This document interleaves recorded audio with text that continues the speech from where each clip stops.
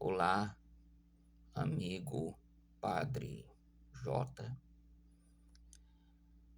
Eu venho aqui, através desse vídeo, comentar o vídeo que você mandou. Eu assisti com muita atenção. O Coroba, ele explica muito bem. Aliás, é o católico romano que eu vi até agora explicar muito bem aquilo que ele crê. Porém, concordar com ele é discordar da Bíblia. E eu vou explicar a razão. Em primeiro lugar, a Bíblia que eu irei usar é essa aqui, ó, das edições paulinas, para que não reste dúvida. Um dos versículos que ele usa para defender a reza ou a oração pelos mortos é um versículo em Macabeus, 2 Macabeus, que eu não irei comentar, você já conhece a passagem. Só que, olhe só o que está escrito no finalzinho de 2 Macabeus, o que o próprio Macabeus fala a respeito do livro que ele escreveu. Vamos lá, vamos dar uma olhadinha. Ó, tá bem aqui. Essa passagem aqui, versículo 38, que diz: olha só o que Macabeus fala a respeito do seu próprio livro. Se ela estiver certa e bem escrita, é justamente o que eu queria. Mas, se for imperfeita e sem graça, fiz o melhor que pude. Se ela estiver certa e bem escrita.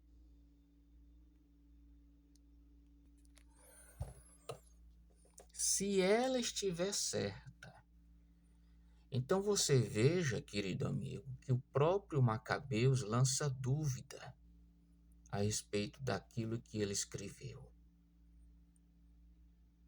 Você sabe que nós evangélicos não acreditamos em 2 Macabeus como um livro inspirado.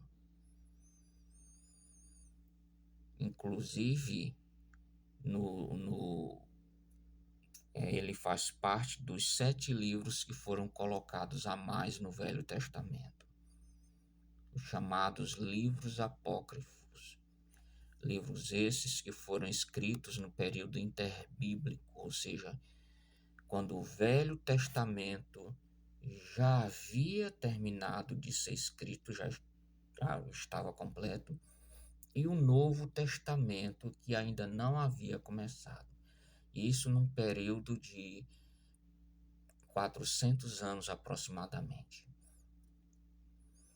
No original, aliás, no Antigo Testamento dos judeus, no hebraico, eles não usam esses livros, não tem lá. Porque o Antigo Testamento que os judeus seguem é a Torá. E na Torá não tem esses livros. Pois bem, voltando aqui. Então, como é que eu posso acreditar em um livro cujo autor lança dúvidas sobre o que escreveu? Então, eu não vou nem tecer muitos comentários a mais do que isso. Só faço essa pergunta para você. Repito, como eu posso usar um livro cujo autor lança dúvidas sobre o que escreveu como base para uma doutrina, para um ensino? Uma outra coisa. No Evangelho segundo escreveu Lucas, capítulo 16, nos conta uma história que você conhece, mas eu não irei ler por esse mesmo motivo, ok? Em Lucas capítulo 16, versículos 19 a 31, só lembrando que eu estou usando uma Bíblia católica, a parábola do rico e de Lázaro.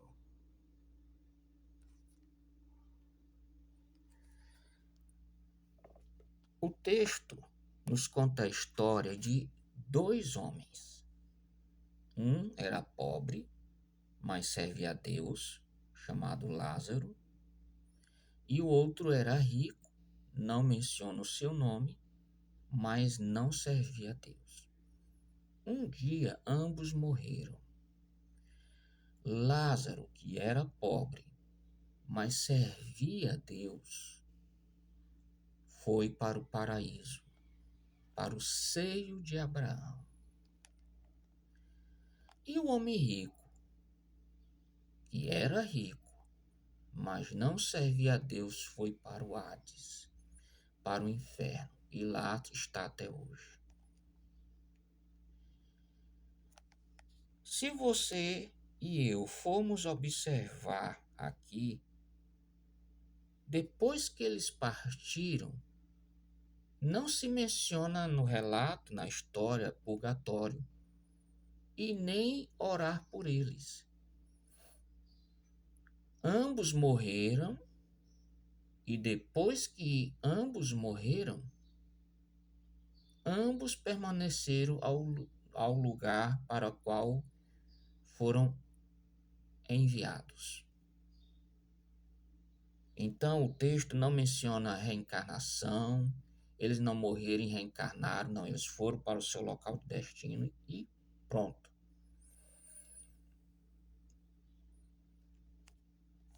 E muito menos que eles morreram, tiveram seus pecados queimados, enquanto se rezava por eles, se orava por eles, e depois de um tempo eles saíram purificados. Não. Ambos permaneceram nos seus respectivos destinos após a morte. A Bíblia também nos fala a respeito de Davi e seu filhinho que morreu bebê. As Escrituras nos dizem que quando seu filhinho estava doente, muito doente, em fase terminal, Davi jejuou dias, orou dias, prostrado, deitado, a tal ponto que seus empregados se compadeceram dele e pediam a ele constantemente que ele se alimentasse, se levantasse, descansasse. Seu filho morreu. Depois que seu filho morreu, ele se levantou, tomou banho, se alimentou, se arrumou, se vestiu com uma boa roupa, uma boa vestimenta. E as pessoas começaram a achar estranho e chegaram para Davi. Davi, você estava clamando, jejuando, dias sem comer, suas roupas sujas, enquanto seu filho estava doente. E depois que ele morreu, você se levanta como se nada tivesse acontecido. Ele disse, olha, enquanto ele... Eu estou parafraseando. Enquanto ele estava vivo, eu fiz o que eu pude fazer. Agora que ele está morto, não há mais nada a ser feito. É exatamente isso em que Davi, com seu exemplo, com sua atitude, nos ensina. Enquanto se está vivo, pode-se orar, pode-se aconselhar, pode-se evangelizá-lo, mas depois que parte dessa vida, não há mais nada a ser feito. As Escrituras dizem em Hebreus, 10:25, se não me falha a memória, que está programado para os homens morrerem somente uma vez. E depois disso, o juízo. Então o homem morre e vai para o juízo.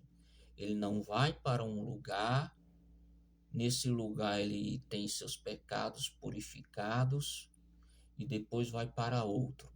Não, não, não, não, não, não. Ele vai para o juízo. Se ele morreu com Cristo, ele estará ao lado daqueles que morreram com Cristo, igual a ele. Se eles morreram sem Cristo, infiéis a Cristo, infiéis aos seus ensinos, ele infelizmente estará do lado daqueles que morreram como ele, à semelhança do primeiro caso que eu citei. A Bíblia diz: buscai ao Senhor enquanto se pode achar.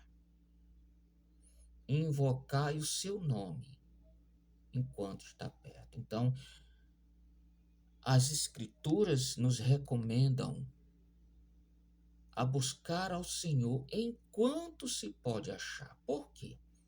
Porque vai chegar um tempo que não poderá mais. Se ele buscou a Deus enquanto ele pôde achar, ele com certeza terá um bom destino após a morte. Se não, infelizmente, não há mais nada que pode ser feito.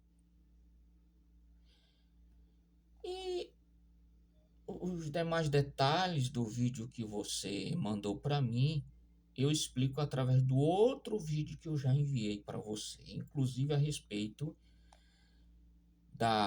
do suposto desejo de Paulo em orar Onesíforo. Será se ele pediu que orasse por Onesíforo ou apenas desejou o bem para a família de Onesíforo, que é diferente de orar? Eu posso desejar o bem para uma família de alguém que já morreu. Por exemplo, vamos criar aqui um personagem chamado Edivaldo. Vamos supor que o Edivaldo faleceu. Eu poderia dizer: eu desejo todo o bem para a família do Edivaldo. Quer dizer que eu estou orando pelo Edivaldo que já morreu? Não. Eu estou desejando o bem para a família do Edivaldo que ficou. É o caso de Onesíforo. Não vou entrar em detalhes, porque o vídeo que eu te mandei já detalha tudo. Já detalha muito mais eficácia todo o assunto. Mas é apenas isso. Paulo desejou o bem para a família de Onesíforo que ainda estava aqui. Então, querido amigo, Padre Jota, o tempo de se buscar a Deus é aqui na terra. Após a morte não há mais nada a ser feito. Meu desejo é que você faça isso aqui. Busque a Deus aqui. Busque a verdade aqui enquanto se pode achar, antes que seja tarde demais. Converta-se a Cristo aqui e siga as Escrituras aqui, antes que a morte chegue. E